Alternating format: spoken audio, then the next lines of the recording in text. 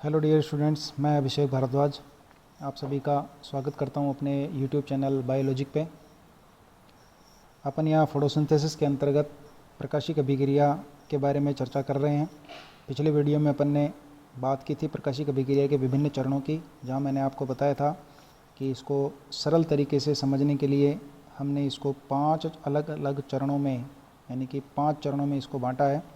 आज अपन यहाँ एक एक चरण को डिटेल में स्टडी करेंगे। चलिए शुरू करते हैं। सबसे पहला जो चरण है, जो कि मैंने आपको बताया था, क्लोरोफिल अणुओं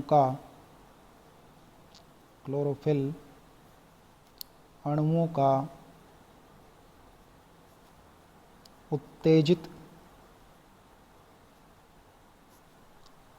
होना व उच्च ऊर्जा यानी कि हाई एनर्जी इलेक्ट्रॉन का उत्सर्जन।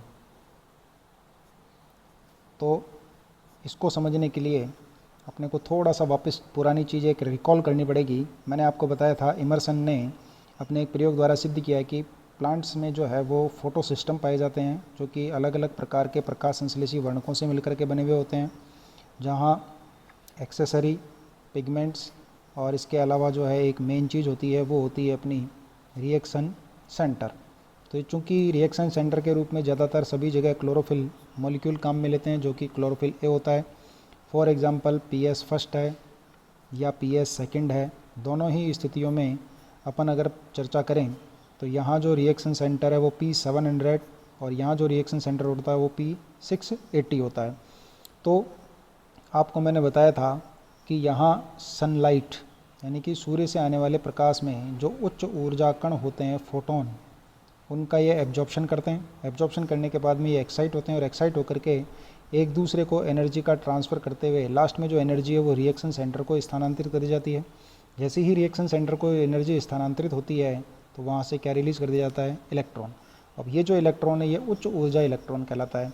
तो इस प्रोसेस को अपन एक सिंपल बिल्कुल ईजी रिएक्शन के तौर पे लिख सकते हैं, जो कि अगर आप बोर्ड एग्ज़ाम में अगर ये प्रश्न आता है तो आप वहाँ लिख करके आएँ, आपको पूरे में से पूरे नंबर मिलेंगे। तो इसको अपन इस तरह से लिख सकते हैं, क्लोरोफिल। अब क्लोरोफिल क्या हो सकता है? इन दोनों चीज़ों को आप यहाँ शामिल कर दें, जो कि आपकी जो रिएक्शन है वही आपके आंसर को कम्प्लीटली एक्सप्लेन कर देगी। जैसे यहाँ आप लिखें chlorophyll A 683 oblique chlorophyll A 673। अब आपको ये पता होना चाहिए कि क्लोरोफिल A 683 जो है वो रिएक्शन सेंटर काम करता है किसके लिए? फोटो सिस्टम फर्स्ट के लिए। और इसके फोटो सिस्टम फर्स्ट का जो रिएक्शन सेंटर है उसको अपन ने क्या नाम दिया था? P700। इसी तरह से ये किसके लिए काम करता है? फोटो सिस्टम सेकंड के लिए। और वहाँ जो फोटो रिएक्शन सेंटर होता है उसके लिए अपन ने जो नंबरिंग काम में ली थी वो ली थी 680। अब ये अपना यहाँ पर ये एक चीज़ को एक्सप्लेन कर रहा है। अब यहाँ क्या हो रहा है? ये किसको गेन कर रहे हैं? फोटोन।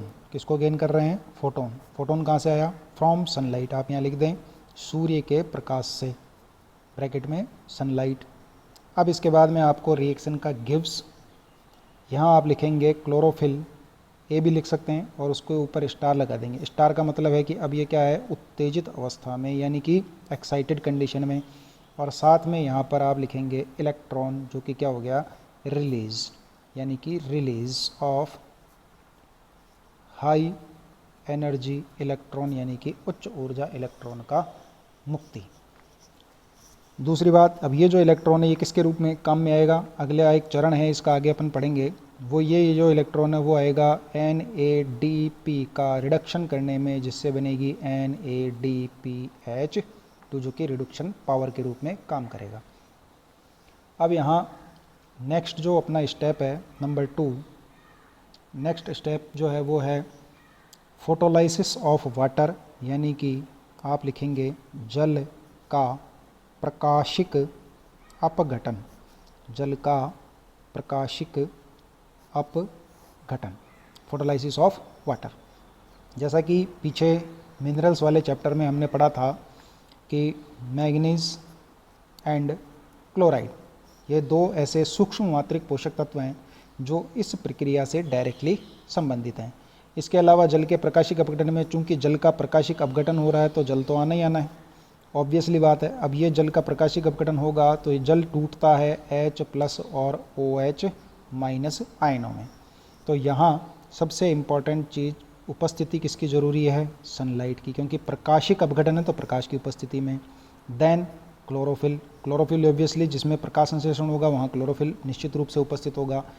देन हम यहाँ लिखेंगे मैग्नीज, जो कि मैग्नस आयनों के रूप में होते हैं, और क्लोराइड आयन, इनकी उपस्थिति में। अब ये जो आपकी रिएक्शन है आपके आंसर को कंप्लीट करती है, जिसमें आप लिखेंगे जल का प्रकाशिक अपघटन में जल सूर्य के प्रकाश, क्लोरोफिल, मैग्नीज और क्लोराइड आयनों की उपस्थिति में H और OH आयनों में टूटता है, और इसी घटना को हम कहते हैं जल का प्रकाशिक अपघटन।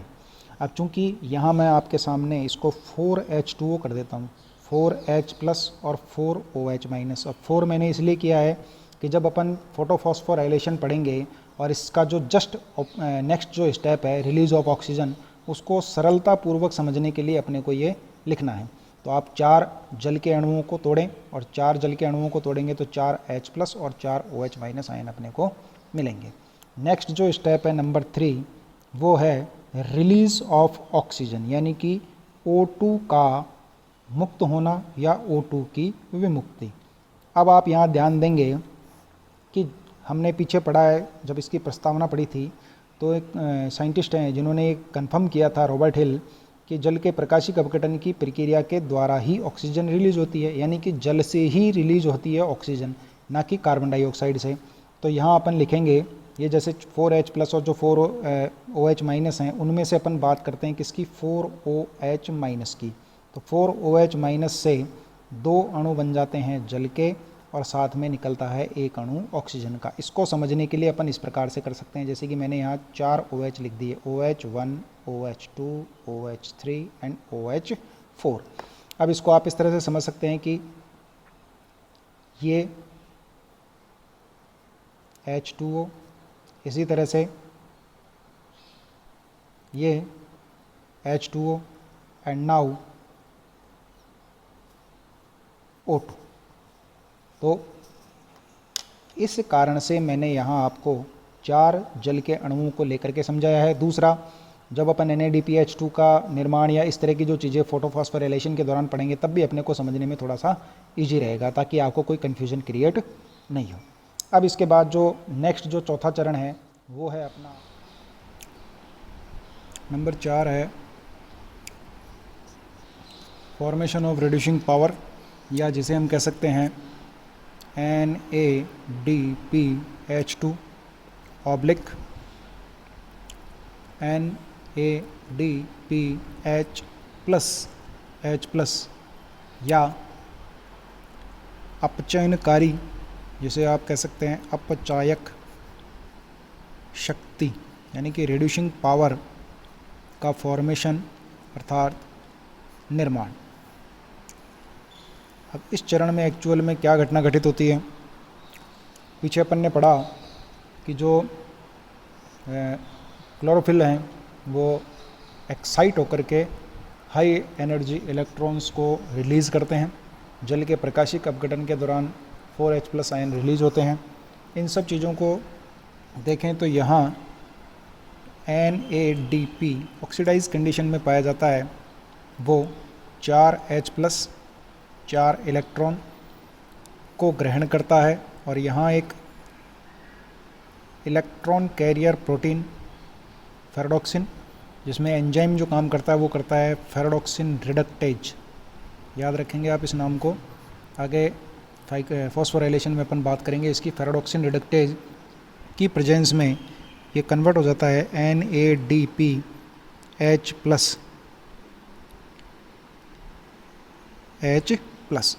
अब चूंकि यहाँ 4H हैं, अभी 2H हुए हैं, तो इसलिए अपन यहाँ लिख सकते हैं इसको कितने मोलिक्यूल? 2।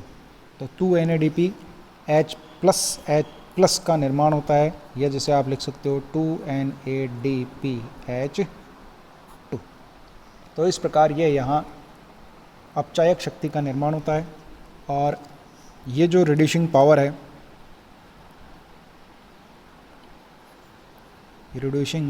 है, ये कार्बन डाइऑक्साइड के 1 मॉलिक्यूल यानी कि CO2 के 1 मॉलिक्यूल को रिड्यूस करने के लिए यूज़ में आती है। तो आपको पता होना चाहिए कि ग्लूकोज के अणुओं के निर्माण, एक अणु के निर्माण में कार्बन डाइऑक्साइड के 6 मॉलिक्यूल भाग लेते हैं। तो ऐसी स्थिति में डार्क रिएक्शन के दौरान अपन देखेंगे C3 साइकिल के दौरान 12 NADPH2 अणुओं का यूज़ होता है, तब जाकर के एक मॉलिक्यूल किसका, ग्लूकोज का फॉर्मेशन किया जाता है। हालांकि NADPH2 के साथ साथ यहाँ अपने जो जिसे हम कह सकते हैं ATP का भी यूज़ होता है। अब इसके बाद जो पांचवा सबसे इम्पॉर्टेंट है, जो कि एग्ज़ाम के पॉइंट ऑफ व्यू से जिसको अपन मोस्ट इम्पॉर्टेंट मान सकते हैं, वो अपना टॉपिक आता है फोटोफॉस्फोराइलेशन, जिसको आप हिंदी में लिखेंगे प्रकाशिक फॉस्फोरिलीकरण। प्रकाशिक फॉस्फोरिलीकरण। प्रकाशिक फॉस्फोरिलीकरण एक्चुअल में क्या है, तो इसकी परिभाषा को अपन इस प्रकार से लिख सकते हैं।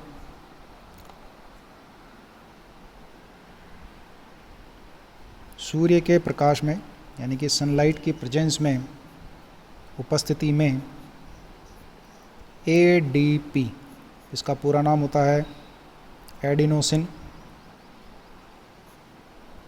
डाइफॉस्फेट, एडिनोसिन डाइफॉस्फेट का यहाँ किया जाता है फॉस्फोरिलीकरण, और फॉस्फोरिलीकरण के फलस्वरूप उत्पाद के रूप में मिलता है ATP। और ATP जो है आपको पता है एनर्जी,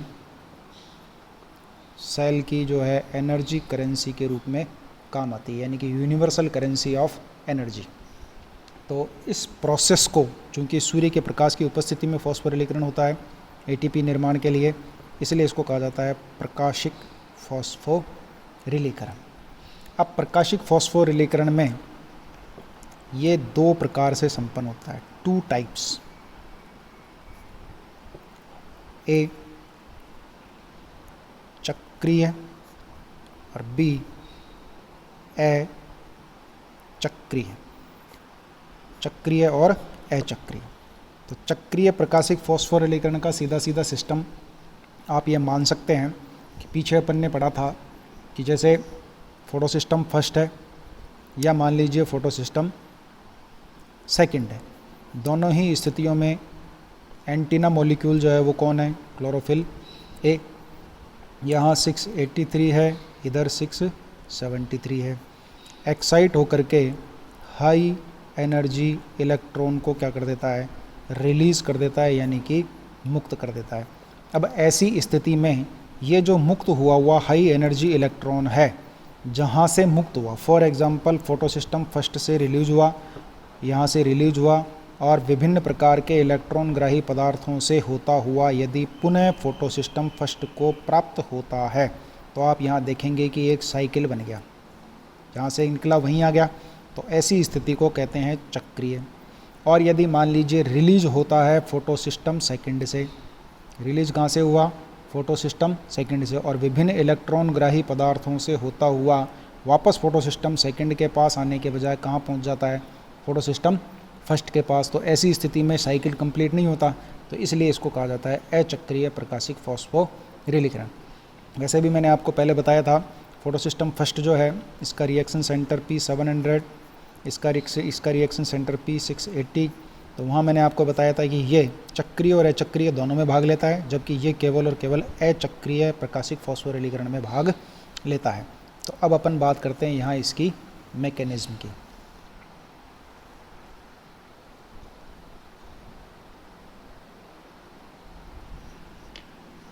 तो सबसे पहले ए,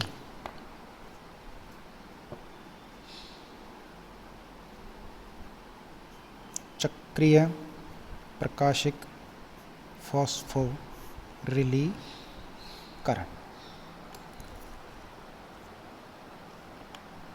चक्रीय प्रकाशिक फॉस्फोरिलीकरण यहाँ आप सीधा सीधा समझ लें कि ये फोटो सिस्टम फर्स्ट जो कि इसमें पार्टिसिपेट करता है, फोटो सिस्टम फर्स्ट का P700 रिएक्शन सेंटर यानी कि अभिक्रिया केंद्र है, और इसके बाद यहाँ इसके ये एक्सेसरी पिगमेंट यानी कि सहायक वर्णक हैं। ये सूर्य का प्रकाश है जहाँ से फोटॉन्स आते हैं, PHOTONS। यहाँ इनको एब्जॉर्ब किया जाता है और इस प्रकार से ये अंत में जो अपना रिएक्शन सेंटर है एक्साइट होकर के यहाँ से इलेक्ट्रॉन्स को क्या कर देता है, रिलीज़ कर देता है। अब मैंने यहाँ पर क्या लिखे हैं, 4 इलेक्ट्रॉन, ताकि अपना जो पीछे जैसे जल के अणु अपन ने 4 फोटोलाइसिस में शो किए हैं तो उसके अकॉर्डिंग अपना जो पूरा साइकिल है वो आसानी से अपने को कंप्लीट हो जाए। अब जो मेन चीज़ है वो ये कि यहाँ से जो इलेक्ट्रॉन निकला वो सबसे पहले किसके द्वारा ग्रहण किया जाएगा, तो हम यहाँ लिखेंगे प्रथम इलेक्ट्रॉन ग्राही किसका, चक्रीय प्रकाशिक फॉस्फोरिलीकरण। तो यहाँ होता है FRS, फेरोडॉक्सिन रिड्यूसिंग सब्सटेंस, यानी कि हिंदी में आप लिख सकते हैं इसको याद करने के लिए, फेरोडॉक्सिन अपचायक पदार्थ। तो अब ये जो फेरोडॉक्सिन रिड्यूसिंग सब्सटेंस है ये इसको सबसे पहले यहाँ ग्रहण करता है। तो मैं यहाँ लिख देता हूँ FRS के द्वारा ये ग्रहण होने के बाद ये चारों इलेक्ट्रॉन यहाँ से स्थानांतरित किए जाते हैं FD। ये यहाँ मैं लिख देता हूँ चारों इलेक्ट्रॉन। अब FD क्या है, तो FD को आप याद रख लें, यहाँ फेरोडॉक्सिन कैरियर प्रोटीन है ये भी। यहाँ से ये इलेक्ट्रॉन पुनः स्थानांतरित होते हैं साइटोक्रोम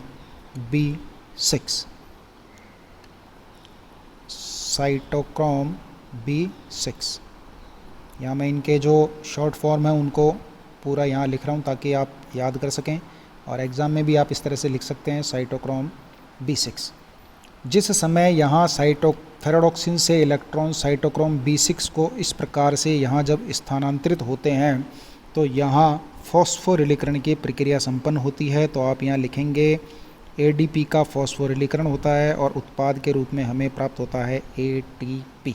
क्या प्राप्त होता है, ATP जो कि एनर्जी मॉलिक्यूल है। इसी प्रकार से यहाँ जब इलेक्ट्रॉन की कुछ ऊर्जा का उपयोग फॉस्फोरिलीकरण में होता है तो अब यहाँ से ये इलेक्ट्रॉन आगे पुनः स्थानांतरित होते हैं। यहाँ मैं दोबारा लिख देता हूँ 4 इलेक्ट्रॉन। अब इस बार जब ये स्थानांतरित होते हैं तो यहाँ ये जो स्थानांतरण का जो या इलेक्ट्रॉन जो ग्राही है अगला वो होता है साइटोक्रोम F। आप यहाँ याद रखें इसको CYTF, अर्थात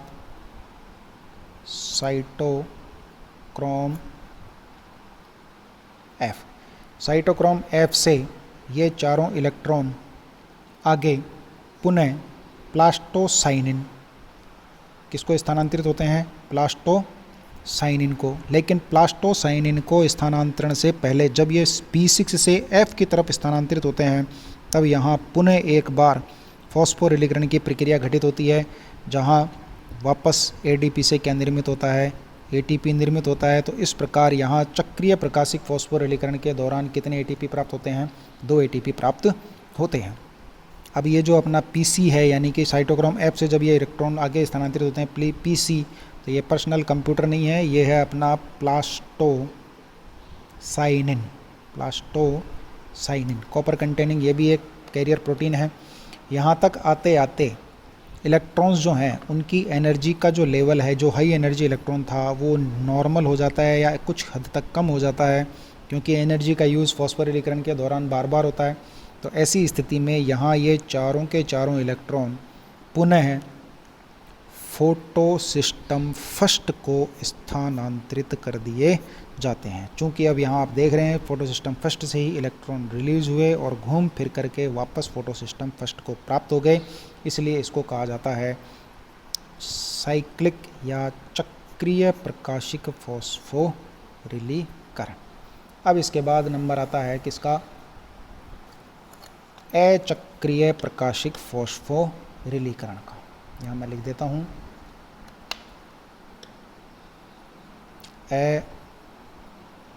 अचक्रीय प्रकाशिक फॉस्फोरिलीकरण।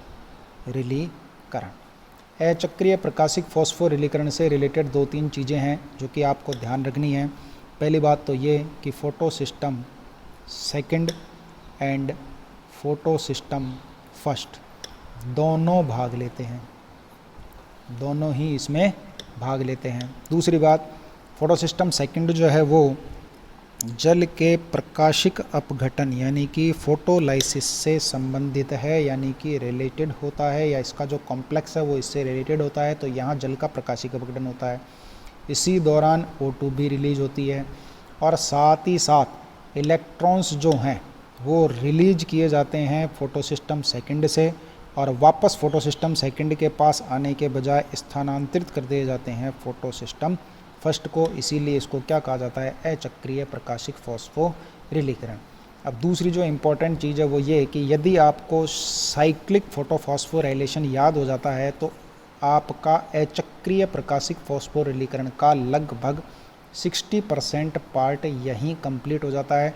यानी कि यहाँ केवल और केवल आपको प्रथम इलेक्ट्रॉन ग्राही जो है वो होता है फियोफाइटिन या प्लास्टोक्विनोन। उसको जब ये इलेक्ट्रॉन स्थानांतरित हो जाते हैं तो वहाँ से ये सीधे के सीधे स्थानांतरित किए जाते हैं साइटोक्रोम B6 को, और उसी दौरान यहाँ जल का प्रकाशिक अपघटन होता है, ऑक्सीजन रिलीज होती है और NADPH2 का क्या किया जाता है, निर्माण किया जाता है। तो ये प्रक्रिया कैसे संपन्न होती है इसको अपन डिटेल में यहाँ बात कर लेते हैं। चलिए शुरू करते हैं। अब जैसे यहाँ ये है आपका photo system second, photo system second के ये हैं एक्सेसरी पिगमेंट, ये है इसका रिएक्शन सेंटर जो कि है P680, और ये अपन यहाँ लिखेंगे फोटो सिस्टम सेकंड। सारी प्रक्रिया सेम है, वो इस सनलाइट से फोटोन्स से एनर्जी एक दूसरे के साथ स्थानांतरित, और लास्ट में यहाँ से जो इलेक्ट्रॉन्स हैं वो यहाँ से रिलीज़ किए जाते हैं। इलेक्ट्रॉन्स यहाँ भी हम लिखेंगे आपके 4 इलेक्ट्रॉन्स। अब जैसा कि यहाँ अपन ने लिखा कि जो प्रथम इलेक्ट्रॉन ग्राही है iron sulphur ferredoxin reducing substance, तो उसी प्रकार से यहाँ जो फर्स्ट इलेक्ट्रॉन रिसेप्टर का काम करता है वो फियोफाइटिन या प्लास्टोक्विनोन होता है। तो यहाँ से ये इलेक्ट्रॉन डायरेक्टली आप यहाँ से सीधे के सीधे इनको स्थानांतरित कर सकते हैं प्लास्टोक्विनोन को। इसका पूरा नाम मैं यहीं लिख देता हूँ, प्लास्टोक्विनोन। ये प्लास्टोक्विनोन को स्थानांतरित हो जाते हैं कुछ बुक्स में, या हम ये कह सकते हैं कि वाया PHE। अब PHE क्या है, इसका पूरा नाम मैं इधर लिख देता हूँ, फियोफाइटिन। तो फियोफाइटिन को ये 4 इलेक्ट्रॉन यहाँ से स्थानांतरित होते हैं और ये पुनः वापस से स्थानांतरित कर दिए जाते हैं किसको, प्लास्टोक्विनोन को। प्लास्टोक्विनोन से ये चारों के चारों इलेक्ट्रॉन यहाँ से सीधे ही स्थानांतरित होते हैं कहाँ, साइटोक्रोम B6। ये आपका यहाँ लिखा हुआ है साइटोक्रोम B6। साइटोक्रोम B6 से ये स्थानांतरित होते हैं साइटोक्रोम F। कहाँ स्थानांतरित होते हैं, साइटोक्रोम F। अब आपको पता है साइटोक्रोम B6 कॉम्प्लेक्स से जब भी इलेक्ट्रॉन साइटोक्रोम F को स्थानांतरित होते हैं तो यहाँ फॉस्फोरिलीकरण की प्रक्रिया संपन्न होती है। तो ऑब्वियसली बात है यहाँ ADP का फॉस्फोरिलीकरण होगा। फॉस्फोरिलीकरण होगा तो एनर्जी प्रोडक्ट के रूप में हमें क्या प्राप्त होंगे, ATP प्राप्त होगा। साथ ही साथ साइटोक्रोम B6 से इन इलेक्ट्रॉन्स का स्थानांतरण हो जाता है कहाँ, प्लास्टोसाइनिन।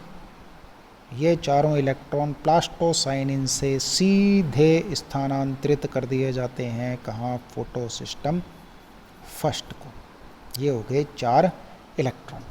अब यहाँ इसी दौरान जल का होता है प्रकाशिक अपघटन। ये जल के मैं यहाँ 4 अणु लिख रहा हूँ, तो 4 अणु लिखेंगे तो ऑब्वियसली बात है 4H प्लस 4OH माइनस, ये 4OH माइनस यहाँ 2 अणु जल के और 1 अणु ऑक्सीजन का, जो कि क्या कर दिया जाता है, मुक्त कर दिया जाता है। और इसके पश्चात यहाँ ये जो 4 अणु हैं, यहाँ अपन ने देखा कि फोटो सिस्टम फर्स्ट से इलेक्ट्रॉन जाते हैं iron sulphur protein, iron sulphur protein से फेरोडॉक्सिन, और फेरोडॉक्सिन जो है वो यहाँ एक प्रोसेस कंप्लीट होती है जो कि एंजाइम के उपस्थिति में, जिसका नाम है फेरोडॉक्सिन रिडक्टेज। क्या नाम है? फेरोडॉक्सिन रिडक्टेज। ये चारों इलेक्ट्रॉन, ये 4 इलेक्ट्रॉन, ये 4 इलेक्ट्रॉन, ये हो गया कंप्लीट। अब यहाँ से ये 4H प्लस, ये 4H प्लस, और पहले से उपस्थित ऑक्सीकृत अवस्था में 2NADP। तो अब आप यहाँ ध्यान देंगे 2NADP प्लस 4 इलेक्ट्रॉन, इधर से ये 4H प्लस आए हैं, तो यहाँ मैं लिख देता हूँ 4H प्लस। तो अभी अपन ने यहाँ शुरुआत में एक रिएक्शन पढ़ी है, NADP 2 अणु, इधर भी मैं यहाँ 2 लिख देता हूँ, 4H प्लस, ये 4H प्लस, ये 4 इलेक्ट्रॉन, ये चारों इलेक्ट्रॉन, और ये आपस में रिएक्शन करेंगे। एंजाइम यहाँ प्रयुक्त होगा फेरोडॉक्सिन रिडक्टेज, और फेरोडॉक्सिन रिडक्टेज की उपस्थिति में इनके द्वारा जो उत्पाद बनेगा वो बनेगा आपका 2NADPH2, या जिसे आप यहाँ लिखेंगे 2NADPH प्लस H प्लस। और इस प्रकार से ये यहाँ रिड्यूसिंग पावर का निर्माण कर दिया जाता है। अब यहाँ अपन 2-3 शॉर्ट चीज़ें यहाँ हम बात करेंगे जो कि अपने को डार्क रिएक्शन के दौरान काम आने वाली हैं। तो यहाँ आपने देखा चक्रीय प्रकाशिक फॉस्फोरिलीकरण के दौरान अपने को मिलते हैं 2 ATP। अचक्रीय प्रकाशिक फॉस्फोरिलीकरण के दौरान अपने को मिलते हैं 1 ATP, और साथ में मिलता है 2 NADPH2।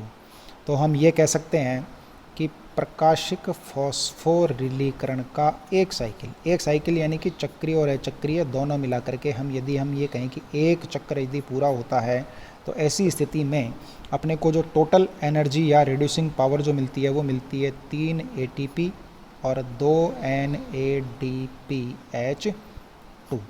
अब यहाँ जो अपने को टोटल गेन हुआ, यानी कि ये जो अपने को टोटल मात्रा जो मिली, ये जो पावर है, यानी कि ये जो पावर है, ये कार्बन डाइऑक्साइड के एक अणु के स्थिरीकरण फिक्सेशन के रूप में प्रयुक्त की जाती है, या हम ये कह सकते हैं स्वांगीकरण में प्रयुक्त होती है।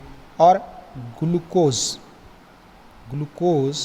जो कि C6H12O6 का फार्मूला रखता है, इसके निर्माण में कार्बन डाइऑक्साइड के 6 अणु भाग लेते हैं। तो ऐसी स्थिति में यहाँ एक चक्र के द्वारा यदि एक अणु के स्थिरीकरण के लिए उपयोग में होने वाली ऊर्जा प्राप्त होती है, तो 6 कार्बन डाइऑक्साइड अणुओं के अपचयन या उनके कंप्लीट फिक्सेशन के लिए या स्थिरीकरण के लिए जो एनर्जी काम आएगी, उसके लिए चक्र भी कितने होंगे? 6 चक्र कंप्लीट करने होंगे।